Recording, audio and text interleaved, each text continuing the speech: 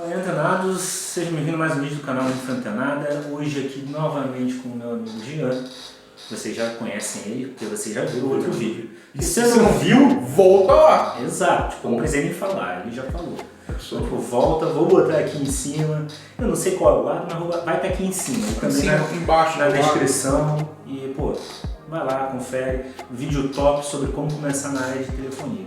Mas se você já está na área de telefonia, também tem um conteúdo legal para você, dando umas dicas do que você pode mexer, brincar lá dentro também de software. Vídeo de hoje, vamos falar sobre como empreender nessa área de telefonia. Eu meio que tentei, mas como não tenho muito tempo, eu tô meio que naquela. Aí já tô pegando a dica com ele aqui para saber o que eu preciso fazer para poder começar a ganhar uns clientezinhos, porque ele já me falaram que tá dando. Tá dando e acho que ainda tem bastante mercado aí para explorar.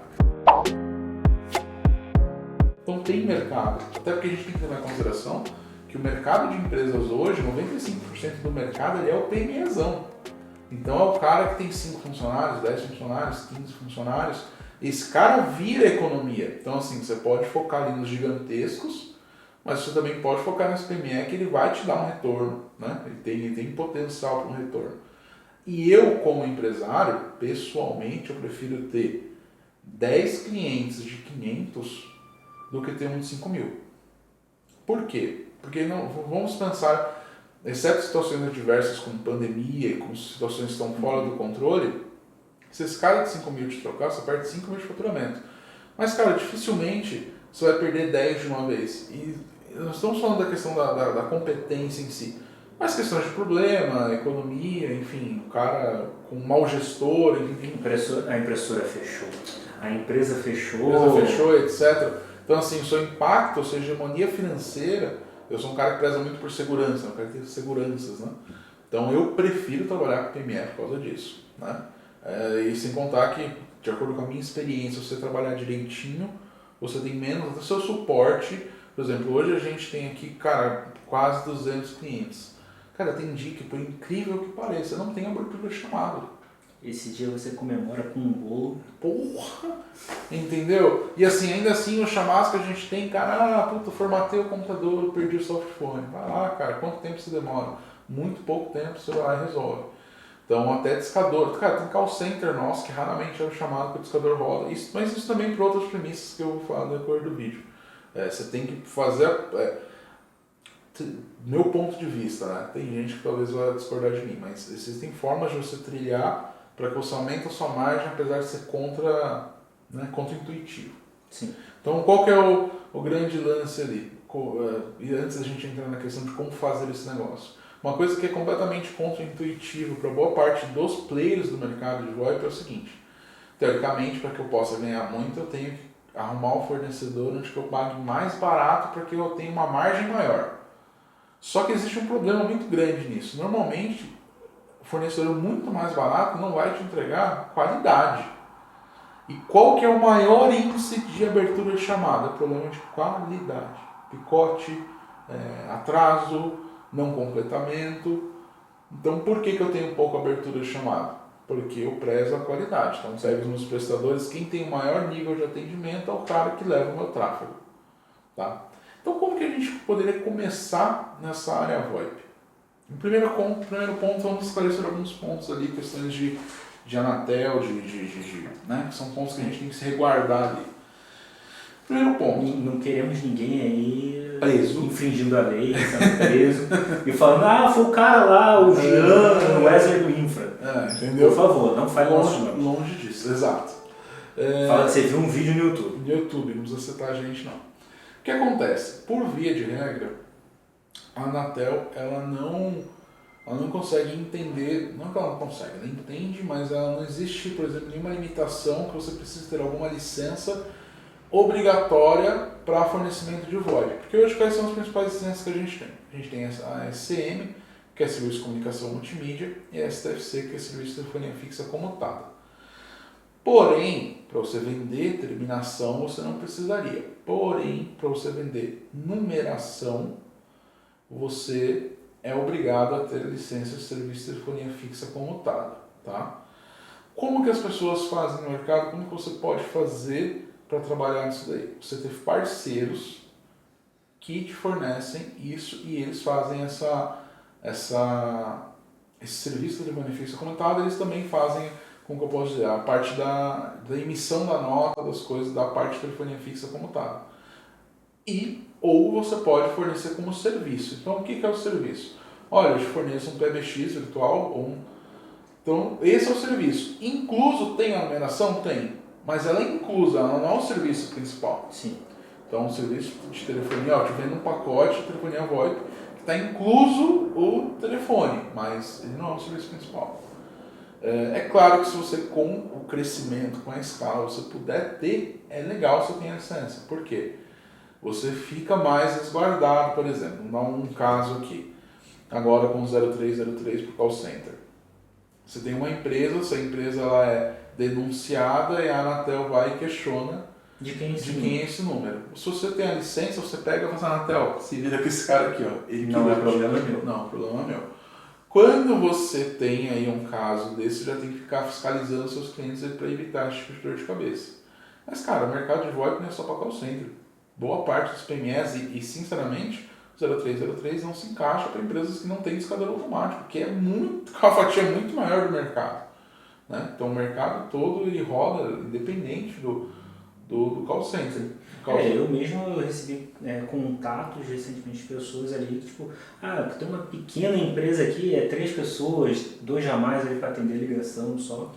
Coisa pequena, normalmente. Coisa pequena é que, assim... E você pode começar com esses pequenos, assim, né? E, assim, é um mercado que eu, pessoalmente, gosto de trabalhar. Eu prefiro mesmo trabalhar com uma empresa pequena. Como eu te disse, você te dá uma segurança e você também consegue atender eles muito a contento. Do que, assim, o call center... E outro, o call center tem um ponto. Ele te troca por 0 décimo de centavo. Que pra ele vai fazer diferença. Ele vai fazer diferença, é muito, é no volume. Agora, cara, o PME não. O PME, cara, ele não vai trocar o certo pelo duvidoso, ainda que o duvidoso seja R$30 ou R$30 a menos no mês. O cara fala, cara, pago, sei lá, 200 para pagar 150 no risco. Eu prefiro não me incomodar. Prefiro não me incomodar. Prefiro aqui ter os 200. Onde que esse cara vai se incomodar? Se só atender ele mal. Se o serviço for uma porcaria. Aí certamente ele vai trocar. Certamente ele vai Se você está assistindo o nosso vídeo aqui é porque você não quer um serviço porcaria. Você está querendo melhorar para o cliente. Para o cliente. E aí, assim, quais são as premissas para a gente poder melhorar isso daí? Primeira coisa que eu vou falar para a galera, selecione muito bem o seu fornecedor que vai te fornecer a telefonia, os números, tudo aquilo que faz parte do core desse negócio.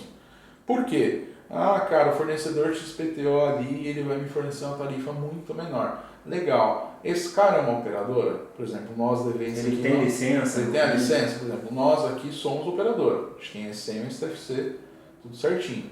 Cara, eu consigo garantir que eu vou te entregar uma qualidade, porque a gente tem interconexão, a gente tem acordo com as grandes, então assim, eu te entrego telefonia pura, não te entrego gambiarra. Aí você pega de um cara, que esse cara pega de um outro cara, que pega de outro cara, que termina no meu fornecedor, né? Ou termina no meu fornecedor de transporte, por exemplo, ou você pode terminar comigo.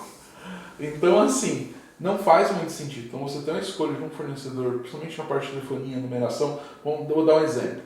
Eu posso fornecer numeração, tenho licença, eu posso fornecer. Aí o cara vai e compra um número, um DID, né, um DID number com alguém aí de algum lugar e tal. Por cargas d'água não está recebendo ligação da Claro nesse número. Você vai abrir chamado comigo, eu vou abrir chamado com a Claro. Fala assim, estou aqui com esse caso, esse número, blá, estou abrindo uma BA aqui, que é um deixo de normalidade, com esse problema. A Claro vai tratar, eu vou te responder. Quando você abre com um quinto, cara, você vai abrir um chamado, que vai abrir outro chamado, que vai abrir outro chamado, para depois chegar lá. Quanto tempo que esse chamado demora para você abrir? Com certeza é um 3G, né?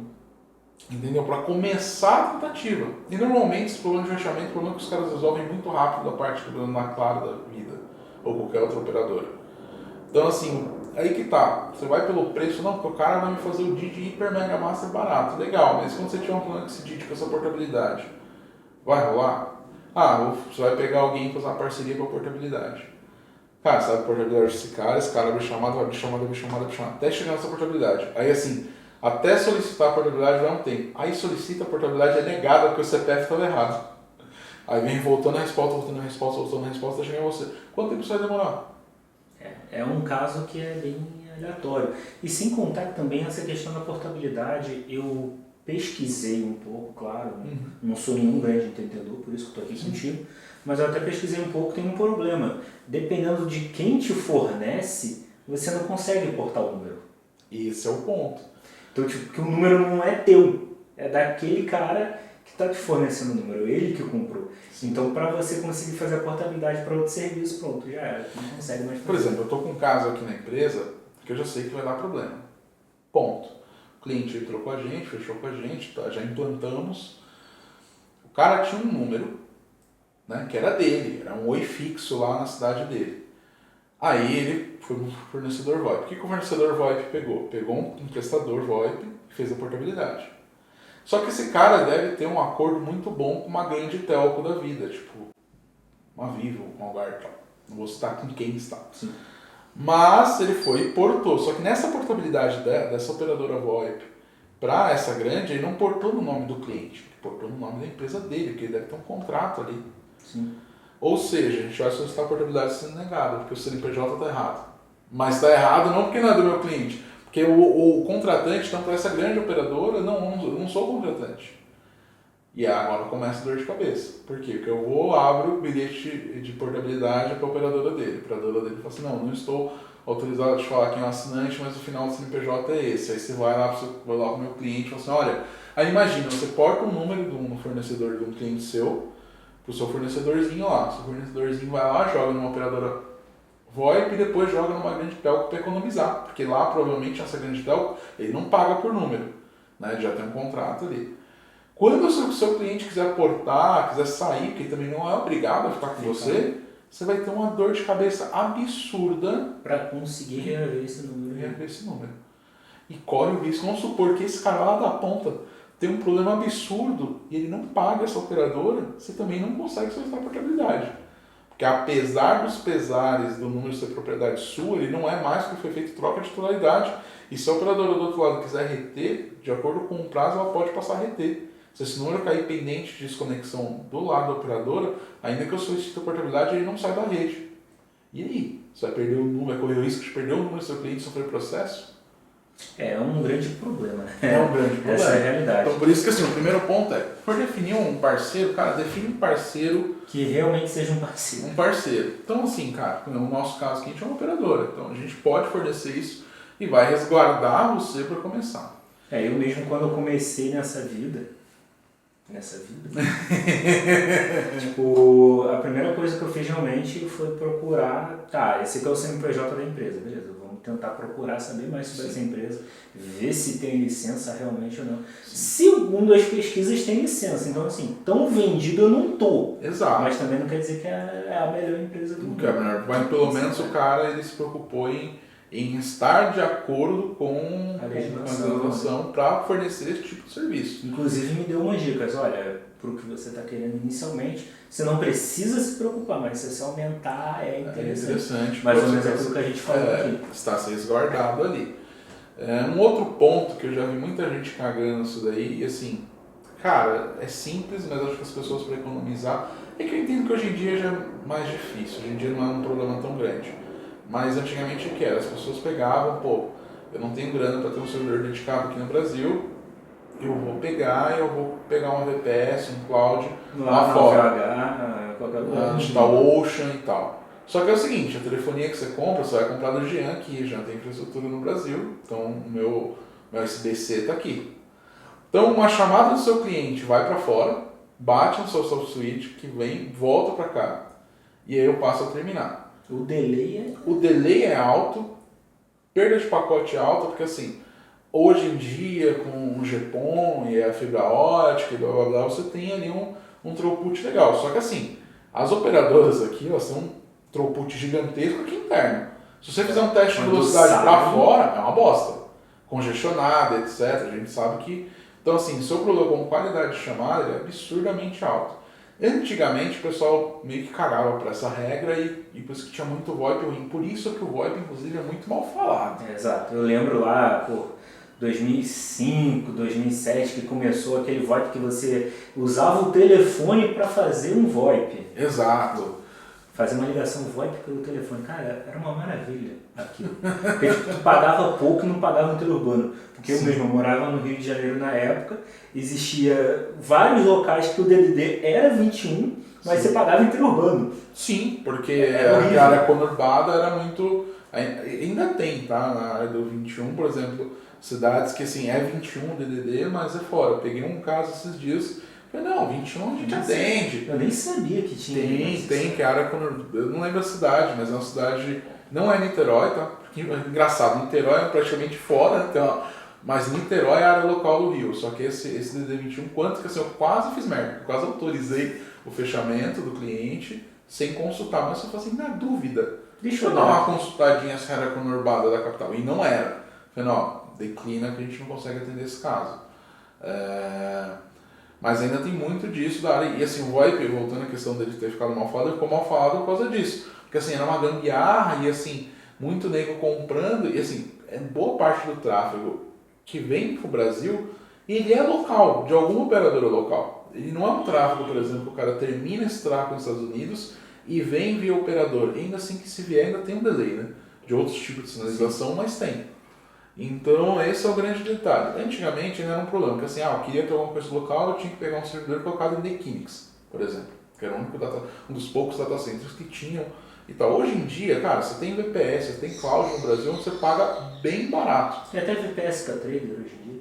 Pois é, imagina para você poder fazer um serviço desse, que provavelmente vai rodar Linux, vai ser um serviço para você iniciar, você não vai precisar de grandes configurações. Só que aí qual que é a grande vantagem? Cara, se você tiver com seu servidor num cloud aleatório aqui no Brasil, você já vai ter, cara, latência pequenininha, então o seu delay vai ser pequenininho. Por exemplo, a gente aqui tem um servidor dentro do data center e tal. Cara, para boa parte dos clouds que você vai conseguir, minha latência vai ser 4 milissegundos, 5 milissegundos.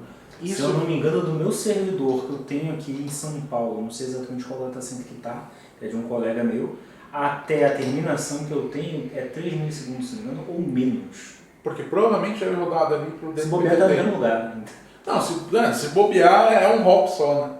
É que normalmente, por exemplo, boa parte, assim, cara, você sai do seu gateway, seu gateway vai para um outro roteador, seu roteador cai no PTT cai no roteador e já cai no cara. Então, assim, cara, isso facilita muito a vida. Ainda você fala assim, mas às vezes a terminação, eu vou terminar numa rota no Nordeste.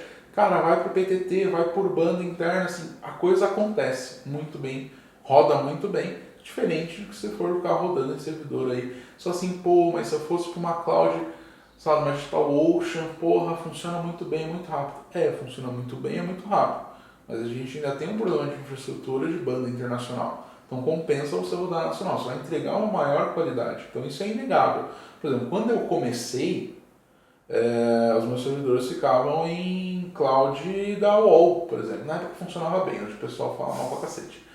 Mas na época funcionava muito bem o cloud da UOL e, cara, eu rodei assim... sei lá, acho que o primeiro ano inteiro foi lá e eu tive uma queda, mas foi uma queda geral, que poderia acontecer no data center também. Foi um problema no roteador de borda deles lá. E a latência baixíssima, eles usavam na época T-Data, né, que é Telefônica Russeio, e rodava muito bem, cara, muito bem a telefonia lá. Depois eu migrei para um outro data center e agora para o data center que a gente está. E, cara, roda muito bem. Então esses são os pontos principais ali para que a gente tem que se nortear para entregar um serviço de VoIP de qualidade. E a partir dali você tem que buscar entender o que o seu cliente precisa. Vamos falar dos PMS. O cara precisa de um PBX, ele quer ter um ramal, ele quer ter uma URA, ele quer ter atendimento legal. Que normalmente é o que o pessoal precisa hoje, pelo menos é a demanda que eu mais vejo. Sim, e o pessoal quer trabalhar em home office, ou híbrido, por exemplo. Nós aqui na empresa trabalhamos híbrido. Então o pessoal tem ramal em casa, tem aqui, cara, o pessoal do comercial aqui leva um notebookzinho embora, tem um seu headphone, trabalha onde quiser. Se no dia do home office dele ele estiver na praia, tá tranquilo. A gente sabe que é meio difícil ele estar na praia, né? Mas se ele quiser, pode ir. Por exemplo, emenda de feriado aqui, acho que a última emenda de feriado. Cara, eu trabalhei da chácara, sei lá, 100 e poucos quilômetros daqui. Não, nem nada, 70 quilômetros daqui. Cara, trabalhei na sexta-feirinha, numa paz, meu amigo. numa paz que você não tá ligado. Coisa que só o VoIP te proporciona. Coisa que só o VoIP, porque assim, a nossa central de atendimento... Não é o dinheiro que o VoIP te dá, tá, gente? Pelo amor de Deus. É a facilidade de ter o ramal VoIP. O ramal VoIP, por exemplo, meu suporte estava em casa, mas dinheiro também dá. Também dá, assim. Mas aí que tá o ponto. O que dá hoje dinheiro no VoIP não é a terminação. Por quê? Porque hoje... Terminação acho que é mais em volume. Em volume que ganha. Mas assim, o que dá hoje é funcionalidade. Por exemplo, onde que é o meu core? O serviço agregado. O serviço agregado. O meu core está no quê? No PBX. Então o meu produto de PBX é o que me dá dinheiro. Por quê? Porque é o que a pessoa vê valor. Não é preço, é valor. Pô, a pessoa, tem um cliente nosso aqui que, cara, um cliente muito antigo, acho que ele deve estar com a gente há uns 4 ou 5 anos. Ele é uma empresa, uma distribuidora de porca, parafuso e arruela. E, cara, o sonho dele era sair de São Paulo. E a sede dele é aqui em São Paulo.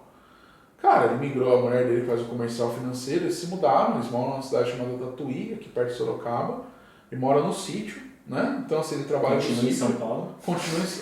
Continua em São Paulo, mas, cara, a empresa dele tem os funcionários aqui que empacotam e distribuem, mas toda a empresa dele, comercial, tudo roda lá e, cara, toda vez que ele me liga e fala, cara, graças a Deus que eu conheci esse serviço, graças a Deus que eu tenho essa vida hoje, porque, hoje eu vivo bem.